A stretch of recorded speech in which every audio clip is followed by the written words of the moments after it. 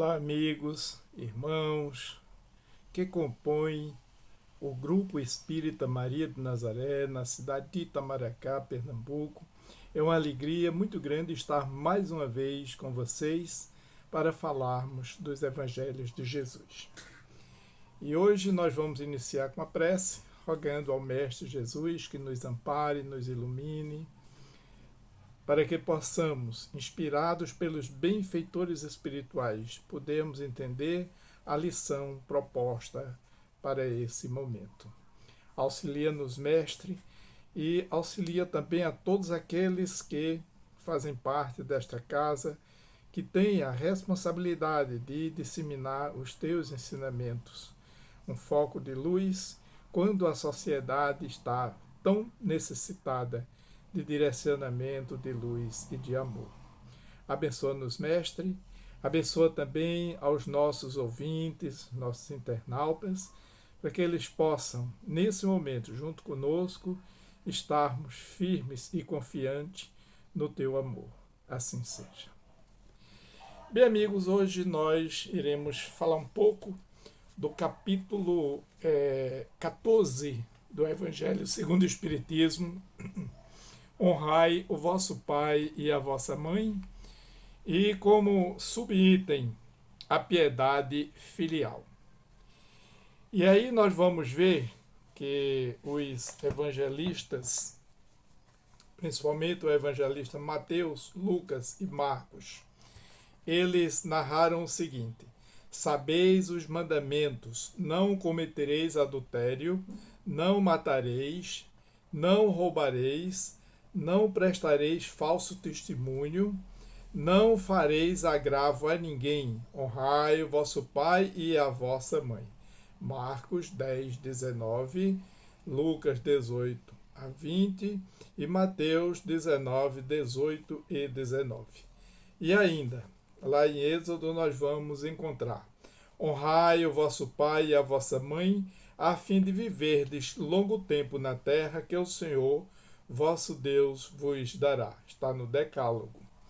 Bem, meus amigos, esse mandamento de honrar o vosso pai e a vossa mãe, tão comentado nos meios religiosos e nas famílias que têm uma doutrina cristã, é algo que ao longo do tempo a gente vem refletindo, analisando, mas muitas vezes nós perdemos o referencial, porque tudo está na base da família, numa família equilibrada, numa família que está ali constituída, entendendo o processo de convivência uns com os outros.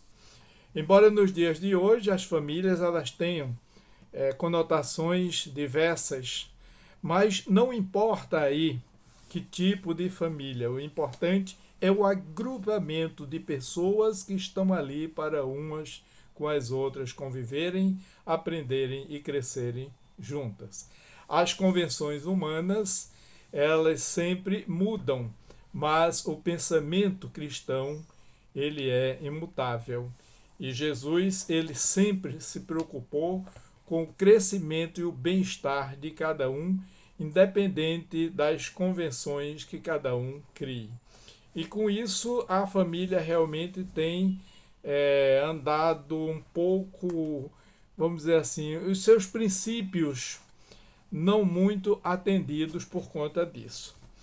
Mas nesse texto, piedade filial, que é o que nós vamos refletir, o mandamento honrai o vosso pai e a vossa mãe é um corolário de lei geral da caridade de amor ao próximo, visto que não pode amar o seu próximo aquele que não ama o seu pai, a sua mãe.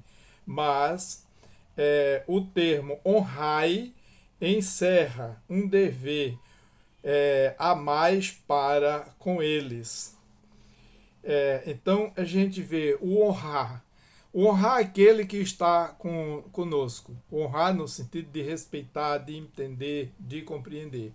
E vemos muitas vezes em algumas famílias pessoas, filhos, irmãos, às vezes os pais reclamando porque a constituição familiar não é como ele pensa, não é como ele imaginou. E às vezes tem aqueles filhos rebeldes, às vezes tem aquele pai que é desequilibrado, aquele irmão que tem certos distúrbios. E a pessoa reclama: eu estou na família errada. Mas a doutrina espírita, ela vem nos esclarecer o seguinte: nós não estamos em lugar errado nenhum, todos nós estamos no lugar certo. Nós é que não compreendemos quando não entendemos processos das vidas sucessivas e o que nós construímos antes de estarmos nesta existência agora. Então, seja de qual forma for, eu estou na família que eu escolhi, que eu ajudei a construí-la em outras existências, e quando eu estava para vir nessa encarnação, que escolhi aqueles com os quais eu deveria conviver. As diferenças são resultantes de uma série de fatores que nós muitas vezes não compreendemos, não lembramos, porque há o esquecimento do passado, ainda bem, porque se nós lembrássemos era bem pior, né? Mas o texto aqui, ele continua nos levando a algumas reflexões, né? A questão da piedade filial, né? A piedade filial, a piedade dos filhos, daqueles que estão junto dos seus pais. E a gente vê nos dias de hoje, os pais, aliás, sempre, em todas as épocas, os pais tiveram todos os cuidados, educaram os filhos, trabalharam. Às vezes, a gente vê pai, vê mãe, que nem viveram a vida.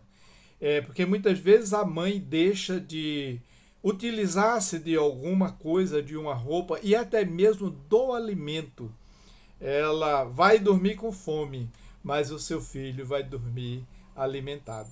Quantas noites de sono a mãe perde com a sua criança, às vezes doente, com problema de saúde, ela correndo atrás de médico, do remédio, mas ela está sempre ali. Algumas mães, elas fazem isso e esperam uma recompensa no futuro. E às vezes reclamam: eu fiz tudo para os meus filhos e hoje eles não ligam para mim. Nós diríamos a essa mãe que ela não se preocupe. Se ela fez tudo o que pôde, ela fez a parte dela. Aquele espírito que veio ali ainda não entendeu essa circunstância, porque é o estágio evolutivo dele.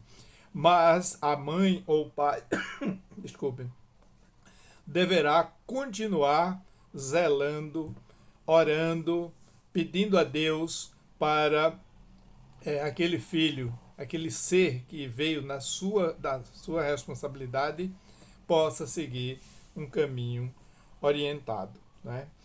Então quis Deus mostrar para essa forma que ao amor se devem juntar o respeito, as atenções, a submissão, a condescendência, o que envolve a obrigação de cumprir-se para com eles, de modo ainda mais rigoroso, todo o que a caridade ordena relativamente ao próximo em geral.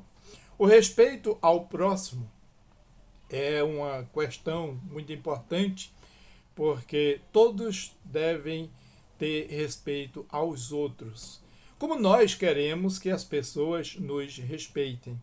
Os pais, principalmente, todo pai, ele se sente bem quando é respeitado pelo filho. Por outro lado, a gente faz uma análise.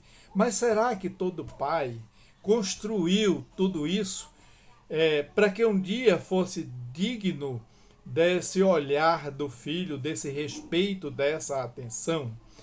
Porque nós vemos, não é nenhuma crítica, mas é uma análise geral do contexto familiar, que muitas vezes os pais eles não cumprem o seu papel para o qual vieram aqui na Terra. Eles não cumprem com as diretrizes adequadas como pai exemplar, como pai que sirva de modelo para aquele espírito que veio para que ele possa conduzir. Às vezes a gente vê os pais: meu filho, não minta, Mentir é pecado. Deus castiga. Ainda diz errado, Deus castiga. A criança já vai começando a ter um temor de Deus, porque Deus, ele castiga alguém. Quando não é bem assim. O pai orientado, ele sabe que não é o castigo de Deus, e sim as consequências das minhas atitudes, porque com o que nós plantamos, nós colhemos. E muitas vezes ele está ali ensinando a criança que não deve mentir, mas quando o telefone toca e ele não quer atender porque é uma pessoa que ele naquele momento não está afim, ele chega para o filho e diz bem baixinho: atenda e diga que eu não estou. E aí a criança, dependendo da idade, eu já vi situações que a criança pegava o telefone e dizia assim: alô, papai está dizendo que não está. Aí é interessante, não é? Quer dizer, você diz à criança que não deve mentir, mas você produz uma mentira diante da criança. E isso vai criando uma confusão. Porque como é que o pai diz que mentir não é correto e ele mente, não é? Fora outros e outros exemplos que os pais às vezes dão diante dos filhos. Então, muitas vezes, nós temos falhas no processo educativo dos nossos filhos. Outros pais querem exigir demais e não chegam, não sentam, não conversam, não têm um diálogo adequado com aquele filho. Outros querem fazer comparações. Olha, o seu irmão é assim, é assado, só você que é diferente. Quer dizer, nós sabemos que não existe uma formação didática, pedagógica para os pais antes deles serem pais. Seria o ideal. A casa espírita, ela tem também essa função de orientar as famílias. É por isso que hoje é um tema de suma importância no movimento espírita brasileiro. Nós sabemos que a própria Federação Espírita Brasileira, ela criou a área da família. A Federação Espírita Pernambucana, junto com a Comissão Estadual do Espiritismo, formaram uma equipe e construir um plano de ação para que as casas espíritas comecem a trabalhar com as famílias em todos os aspectos, porque já há esse trabalho dentro das casas espíritas. O trabalho com a evangelização infantil, com a juventude, o trabalho assistencial. Muitas vezes a casa espírita ela orienta ou atende a gestante carente, providenciando o próprio enxoval do bebezinho. Mas não é só isso. A casa espírita precisa dar oportunidade àquela mãe carente que muitas vezes vive num ambiente que não tem uma orientação moral equilibrada. Às vezes ela é mãe numa idade muito jovem, onde o meio que ela vive é totalmente desequilibrado. Então essa mãe ela não tem condição, entendimento suficiente da responsabilidade daquele filho que ela está recebendo. E aí a casa espírita poderá dar um apoio nesse sentido. Além de trabalhar para dar aquele enxoval para aquele recém-nascido, atendendo às necessidades, às carências econômicas daquela mãe, mas ela precisa orientar também aquela mãe, ter aqueles momentos de encontros na casa espírita, onde fale ali do cuidado do bebê, daquele filho que ela está recebendo, né? Orientando, não pregando o espiritismo, porque às vezes a mãe vem frequenta até uma outra igreja, mas falando da sua responsabilidade de mãe, do papel de mãe, não é? Daquele ser que vem ali e é que ela tem a obrigação de conduzi-la para um caminho seguro, além da alimentação, além da escola, além de todos os cuidados, o comprometimento espiritual que ela tem. Então a casa espírita poderá contribuir, como a escola também pode contribuir, não é? Porque nós sabemos que a escola é um ponto importantíssimo de educação, não só dos conhecimentos gerais, acadêmicos, mas dos conhecimentos morais, como pensava o próprio codificador Allan Kardec, pautado na escola em que ele aprendeu, de Pestalozzi, e se preocupava com a questão da formação do homem no sentido moral, espiritual, físico, comportamental, né? Para que assim ele pudesse entender a educação integral do ser. Mas esse texto ele nos leva ainda a algumas reflexões, onde ele diz que honrar o pai e a sua mãe não consiste apenas em respeitá-los, é também assisti-los na necessidade, é proporcionar-lhe repouso na velhice e cercá-lo de carinho, como eles fizeram conosco na infância. Outro dia eu estava assistindo um videozinho, desses vídeos que se manda através do WhatsApp, de um pai já de uma certa idade e o filho, um jovem senhor, que levou ele para tomar um banho de sol na praça, sentado lá num banquinho, e daqui a pouco um passarinho passa e começa a pousar lá nas folhas. E o pai pergunta para o filho: filho, o que é aquilo? E aí o filho diz: pai, é um pássaro. Aí passa, sim, aí passa um tempo. Daqui a pouco o filho lá com um livro aberto, fazendo uma leitura, né? Aguardando o pai ali, acompanhando. Aí o pai pergunta de novo: filho, mas o que é aquilo?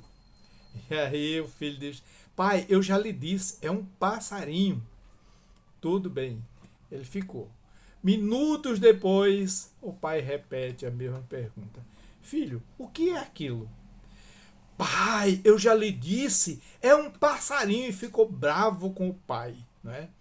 E o pai se levantou, ele entendeu, ele que tinha aqueles momentos de lucidez, e foi pegar uma fotografia antiga do filho, mostrando que o filho, certa vez, pequenininho na foto, saía com ele, e ele fez não sei quantas perguntas da mesma forma que ele estava fazendo, e ele teve a paciência de responder, porque ali era uma criança que não entendia. Em outras palavras, quando nós chegamos a uma certa idade, a gente vai perdendo a noção das coisas, dependendo do estado de saúde espiritual da pessoa. Tem pessoas que ficam totalmente sem entender nada. E às vezes os filhos não entendem, não têm paciência. Quando o filho pequeno, a criança, pergunta não sei quantas vezes, exige, pede as coisas, e o pai com aquela paciência, né? Que é o ideal. Alguns nem têm paciência, dá logo grito, né? Eu já vi pais saírem com a criança, eu já participei no meu tempo mais de juventude, lá no Djalma Farias. Nós tínhamos um grupo de evangelizadores e de evangelização, onde eu fazia parte desse trabalho, e tinha uma média de 350 crianças que iam no sábado, ia uma turma no horário, outra no outro, eram várias salas, era muita criança. E muitas mães levavam as crianças, a criança pequena, 6, 7 anos, a criança na frente e ela atrás com uma tabica, não é?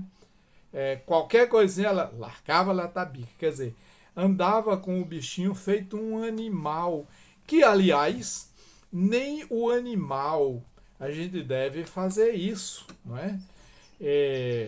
Infelizmente se faz, que o animal, coitado, ele aguenta calado, sai, mas a criança chorava. Mas quando terminava ali, ia fazer outra trela, outra peraltice, porque a criança é assim. Imagina as crianças de hoje, muitas que não sossegam, não param, exige do pai muita paciência, muita tolerância. E mães que às vezes gritam com os filhos, eu já vi, isso é um demônio, com a criança.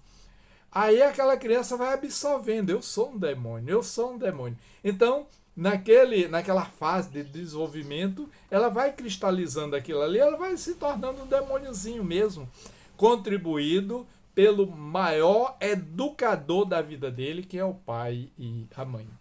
Então, todas essas coisas precisamos refletir dentro desse tema piedade filial, porque muitas vezes o filho ele falta com respeito aos pais, porque os pais também não souberam respeitá-lo adequadamente, né? Hoje, nos dias de hoje, educar uma criança é muito difícil, porque a mídia, hoje a internet, a virtualidade, as crianças elas têm mais a virtualidade para orientá-las do que mesmo os pais dentro de casa, até porque o nosso tempo é muito curto. Muitas vezes você está em casa, a criança chega junto de você e você diz: espera aí que eu cheguei cansado, um minutinho, deixa para... E às vezes vai esquecendo e a criança vai ficando para lá, né? Nós vivemos num momento de muita correria. Mas o pai consciente, ele pode até em alguns momentos não atender na hora que a criança quer. Mas depois ele chega lá, vem, agora papai tem tempo para ele ouvir, tem tempo para ele escutar o que é que você está precisando, porque o pai precisa acompanhar a criança, inclusive dentro do processo da virtualidade, saber quais são os programas, quais são os sites que as crianças estão acompanhando, que muitas vezes nós já vimos até sites que levam a criança a provocar suicídios, a se envolver com situações de muita dificuldade, né? E os pais não estão acompanhando. Até porque alguns pais, dependendo da idade ou de cada um mesmo, ele não está muito ligado quando a sua própria profissão não exige de estar acompanhando os meios virtuais. Às vezes nem o WhatsApp ele tem, mas a criança tem tudo, ela está sendo informada de tudo, recebe tudo que é coisa orientativa e não orientativa, não é? Então os pais hoje devem ter todo esse cuidado com as crianças. Pois é, mas aí continua esse texto nos orientando a respeito dessa questão, não é? Da piedade filial, né? Deus é o nosso Pai maior e Ele está sempre preocupado com a condução dos seus filhos aqui na Terra. Mas às vezes a gente esquece que Deus existe. Todos nós temos um anjo da guarda, aquele espírito designado por Deus para nos acompanhar do nascimento até a morte. E muitas vezes nós de manhã acordamos preocupados com mil e uma coisa e nem sequer cumprimentar o nosso anjo bom a gente faz. A vida toca e a gente começa a enfrentar as dificuldades, os problemas, e a gente esquece que tem alguém ali para nos auxiliar, para nos assessorar, mas a gente não procura. Que bom se de manhã nós acordássemos e antes mesmo de sair da cama, conversasse com o seu anjo da guarda. Bom dia, meu anjo da guarda. Eu espero que hoje seja um dia de muita tranquilidade, que eu possa ter fé e força para vencer todas as atribulações que aconteceram. Mas às vezes a questão da oração ela passa a ser tida como uma caixinha de primeiros socorros. A gente só lembra mesmo de orar na hora do sacrifício da dor. E como é que nós estamos passando isso para as nossas crianças? Hoje nessa correria, eu lembro quando eu sou de uma outra geração, que os nossos pais nos ensinavam a orar ou a rezar, não importa a tecnologia, antes de dormir. De manhã, quando acordasse, antes das refeições, né? O pai levava para a igreja, para o catecismo. E hoje, a gente está fazendo o que com os nossos filhos? A gente não tem tempo nem de rezar, nem de fazer uma prece. Imagine ensinar os nossos filhos. Nós estamos levando os nossos filhos para a evangelização infantil, na casa espírita que nós estamos precisando, ou nós só levamos eles quando ele está muito peralta para tomar uns passes lá, água fluidificada, para melhorar o comportamento dentro de casa. Então, meus amigos e meus irmãos, todas essas reflexões a gente precisa pensar. esse capítulo ele termina dizendo assim: no entanto, a verificar-se o advento de Jesus, eles já tinham mais desenvolvidas suas ideias, chegada a ocasião de receberem alimentação mais grosseiras. O mesmo Jesus os inicia na vida espiritual, dizendo: meu reino não é desse mundo, e não a terra, é que recebereis a recompensa das boas obras. É, no final, ele, por isso, quando os chama a observância daquele mandamento: honrai o vosso pai e a vossa mãe. Já não é a terra que lhes promete, e sim os céus. Que possamos pensar nessa questão da família, dos nossos parentes, dos nossos pais, dos nossos filhos, observar o nosso próprio comportamento, ver como é que a gente estamos nos conduzindo para um mundo melhor. Assim, queremos agradecer a participação de todos e deixar o abraço fraterno e amigo para todos os que fazem o Grupo Espírita Maria de Nazaré, da cidade de Itamaracá. Um grande abraço, até a próxima oportunidade.